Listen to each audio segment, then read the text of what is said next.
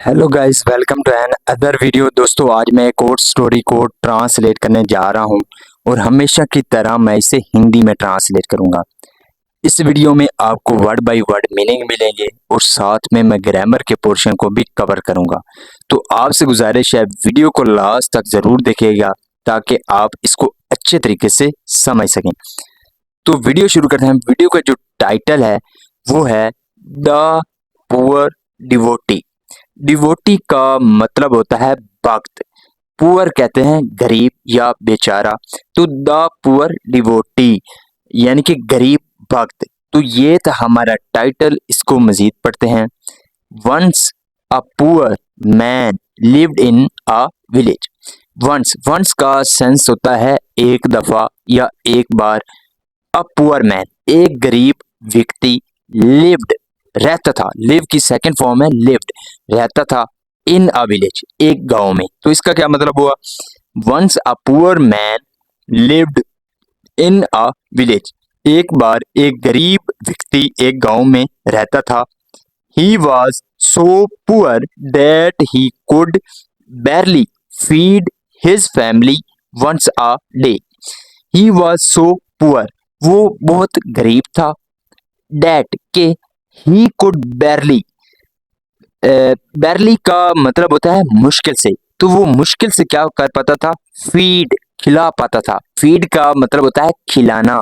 तो वो खिला पाता था हिज फैमिली, अपनी फैमिली को।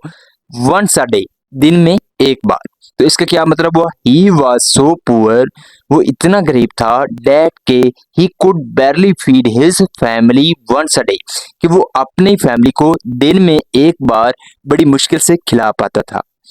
He was leading a miserable life. He was leading, lead का मतलब होता है गुजारना। तो यहाँ पे फोर्थ फॉर्म है लीडिंग। तो ही वॉज लीडिंग, यहाँ पे वाज के साथ वर्ब की फोर्थ फॉर्म है। तो जब वाज या वर्ब के साथ वर्ब की फोर्थ फॉर्म लगती है तो वो पास्ट कंटिन्यूअस टेंस का वाक्य कहलाता है। तो इस तरह के जो टेंस होते हैं उनके आखिर पर क्या आता है? रहा था, रही थी, रहे थे, ऐसा आता है। तो ही वॉज लीडिंग, वो गुजार रहा था। अ माइजरेबल लाइफ, माइजरेबल का मतलब होता है दुखी। तो वो दुखी जीवन गुजारा था। बट लेकिन he never complained to God. Complain का मतलब होता है शिकायत करना। तो यहाँ पे सेकंड फॉर्म है कंप्लेंट। नेवर का मतलब होता है कभी नहीं। तो but he never complain to God, लेकिन उसने कभी भी ईश्वर से शिकायत नहीं की। He was always thankful to God for what he had. He was always thankful. Thankful का मतलब होता है शुक्रगुजार। तो वो हमेशा से शुक्रगुजार था टू गॉड, ईश्वर का। किसके लिए? उसके लिए लगा है फॉर। तो फॉर वट ही हैड, जो उसके पास था उसके लिए। यहाँ पे जो हैड है ये पास्ट का पोजेसिव टेंस है। यानी कि जब हम कहते हैं किसी व्यक्ति के पास कुछ था पास्ट के लिए, तब हम हैड का यूज करते हैं। तो वो हमेशा ईश्वर का शुक्रगुजार था जो उसके पास था उसके लिए। He was a great devotee, वो बहुत बड़ा भक्त था। He went to the temple every day to offer prayers. He went, वो जाता था। गो की सेकंड फॉर्म है वेंट। तो वो जाता था टू द टेम्पल, मंदिर जाता था। टेम्पल कहते हैं मंदिर को।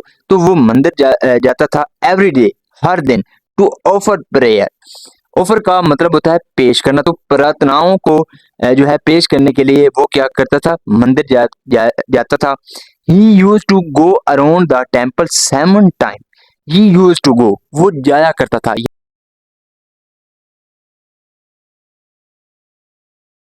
यहाँ पे यूज टू का प्रयोग किया गया है। यूज टू का मतलब होता है जब हम बताते हैं किसी व्यक्ति की पास्ट की कोई हैबिट को बताते हैं, तब हम यूज टू का प्रयोग करते हैं। जैसा कि वो क्रिकेट खेला करता था, वो स्कूल जाया करता था, यानी कि उसकी हैबिट थी।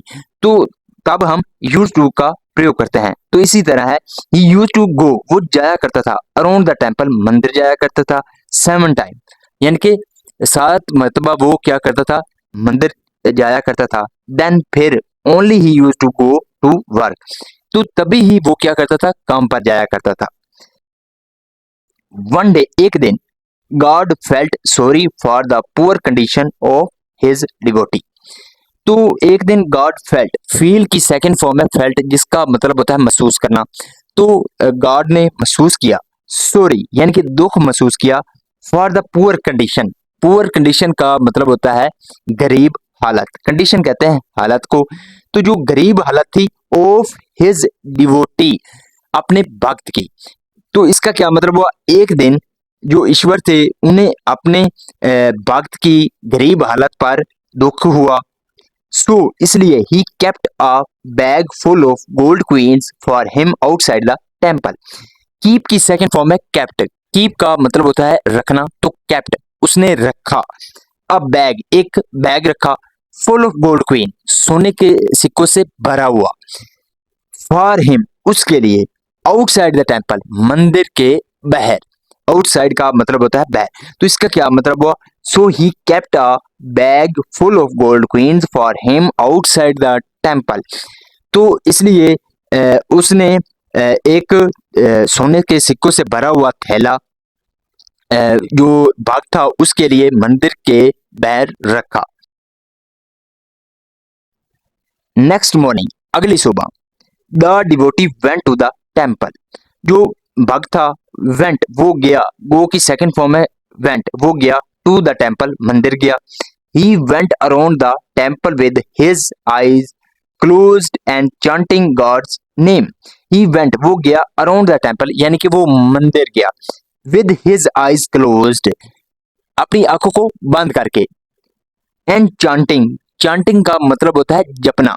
तो गॉड्स नेम यानी कि ईश्वर का नाम जपते हुए वो अपनी आंखों को बंद करके मंदिर गया।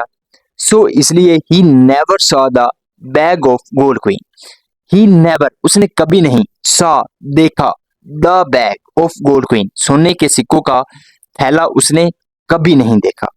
Seeing this thought God thought, seeing this यानी कि ये देखकर, गॉड थॉट जो ईश्वर थे उन्होंने सोचा या उनको लगा, no one gets anything before time. No one gets यानी कि किसी को नहीं मिलता एनीथिंग कुछ भी, बिफोर टाइम समय से पहले, यानी कि समय से पहले किसी को कुछ नहीं मिलता, और मोर देन हिज फॉर्चून या भाग्य से ज्यादा। फॉर्चून का मतलब होता है भाग्य। तो इसका क्या मतलब हुआ कि किसी को समय से पहले और भाग्य से ज्यादा नहीं मिलता। So this is the video guys, अगर आपको पसंद आई हो तो इस वीडियो को लाइक कर दें, चैनल को सब्सक्राइब कर दें, ताकि इसी तरह की आने वाली वीडियो आप तक पहुंचती रहे। Have a nice day, good bye.